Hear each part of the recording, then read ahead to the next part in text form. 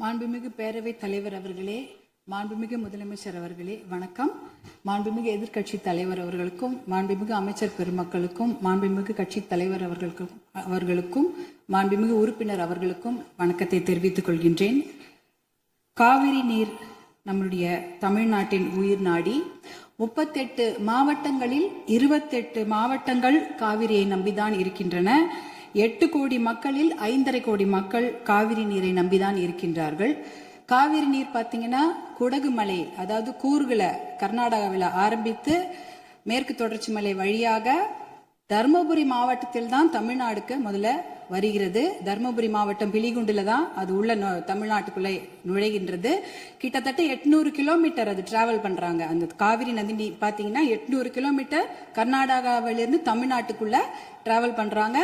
அந்த காவிரி நீர் வந்து பிலிகுண்டுல இருந்து ஒகேனக்கல் வருது. அதுக்கப்புறம் மேட்டூர் அணையை நிரப்பிட்டு பவானி, ஈரோடு, திருச்சி போன்ற இடங்கள்லாம் வந்துட்டு கடைசியாக பூம்புகார்ல கடல்ல கலக்கிறது. இதுதான் அந்த காவிரி நீருடைய டிராவல் மேப். இதுல பாத்தீங்கன்னா 320 கிலோமீட்டர் மட்டும்தான் கர்நாடகாவில் காவிரி பாய்கிறது. பார்டர், அதாவது அந்த பார்டர்ல வந்து 60 கிலோமீட்டரும் தமிழ்நாட்டுக்குள்ள 420 கிலோமீட்டர் காவிரி நதி நீர் ஓடுகிறது. அப்படி என்றால் நமக்கு தான் அதிகமான உரிமை. 420 கிலோமீட்டர் தமிழ்நாட்டில் ஓடுது, நம்மளுடைய மாநில எல்லையில 60 கிலோமீட்டர் ஓடுகிறது.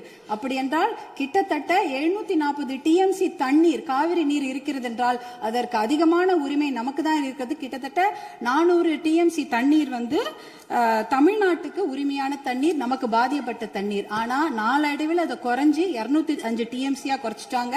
192 டிஎம்சி அதை குறைச்சிட்டு இன்றைக்கு 177 டிஎம்சி தண்ணீர் தான் தமிழ்நாட்டுக்கு என்ஷூர் பண்ணியிருக்கிறாங்க. அதாவது அந்த காவிரி நடுவர் மன்ற தீர்ப்புல பாத்தீங்கன்னா Karnataka has to ensure to give Tamil Nadu 177.25 TMC தண்ணீர்னு அங்க வாக்கியங்கள் வருது.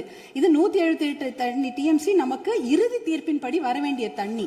ஆனா என்ன பாத்தீங்கன்னா நம்ம வந்து கடைமடை மாநிலம், கர்நாடக அரசு முதல் மடை மாநிலமாக இருக்கின்றது. சுப்ரீம் கோர்ட், உச்சநீதிமன்ற தீர்ப்பின்படி கடைமடை மாநிலத்தின் அனுமதி இல்லாமல் எந்த ஒரு கட்டுமான பணியும் எந்த ஆற்றுப்படுகையிலும் கட்டக்கூடாது. குறிப்பாக காவிரி நதி நீர் மேல கட்டக்கூடாது. ஆனா 4 டேம் இருக்கு.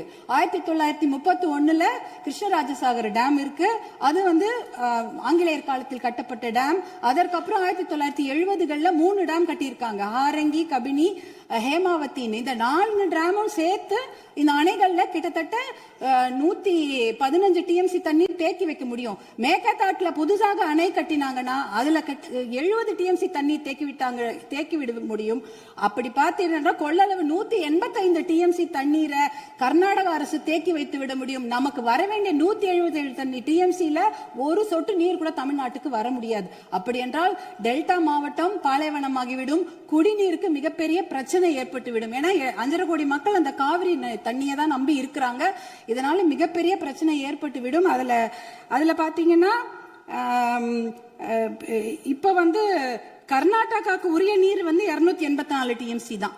நமக்கு இருக்கிறது வந்து 404 டிஎம்சில இருந்து குறைஞ்சு 177 டிஎம்சி ஆக்கிட்டாங்க. அதனால இதை வந்து நம்ம ஒரு மிகப்பெரிய பிரச்சனையாக எடுத்துக்கொள்ள வேண்டும். மாண்புமிகு முதலமைச்சர் அவர்கள் கொண்டு வந்த அந்த தீர்மானத்தை, காவிரி நீர் படுகையில எந்த ஒரு கட்டுமான பணியோ அணைக்கட்டோ கட்டக்கூடாது என்ற தீர்மானத்தை பாட்டாளி மக்கள் கட்சி முழுமனதாக வரவேற்கிறது. அதற்கு எங்களுடைய முழு ஆதரவை நாங்கள் தெரிவித்துக் கொள்கின்றோம். குறிப்பாக ஜூன் 12ஆம் தேதி மேட்டூர் அணை, அது வந்து 92 டிஎம்சி பிடிக்கக்கூடிய அணை. ஆனா அதுல இன்னைக்கு பாத்தீங்கன்னா 40 டிஎம்சி தண்ணி தான் இருக்கு. ஏன்னா அந்த தண்ணிய கூட இன்னைக்கு குறுவை சாகுபடிக்கு கொடுக்க முடியல. குறுவை சாகுபடி வந்து வடகிழக்கு,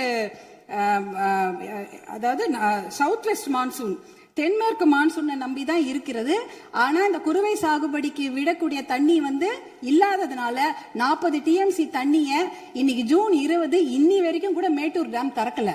இப்ப மேட்டூர் டேம்ல இருக்க அந்த 40 டிஎம்சி தண்ணி குடி தண்ணீருக்காக நம்ம சேர்த்து வச்சிருக்கிறோம்.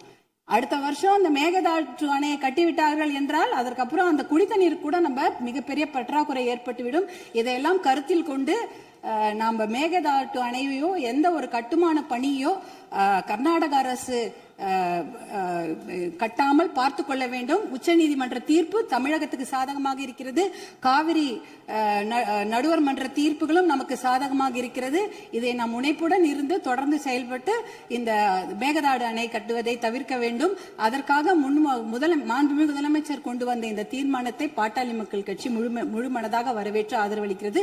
வாய்ப்பு கொடுத்ததற்கு நன்றியை தெரிவித்துக் கொள்கின்றேன். நன்றி, வணக்கம்.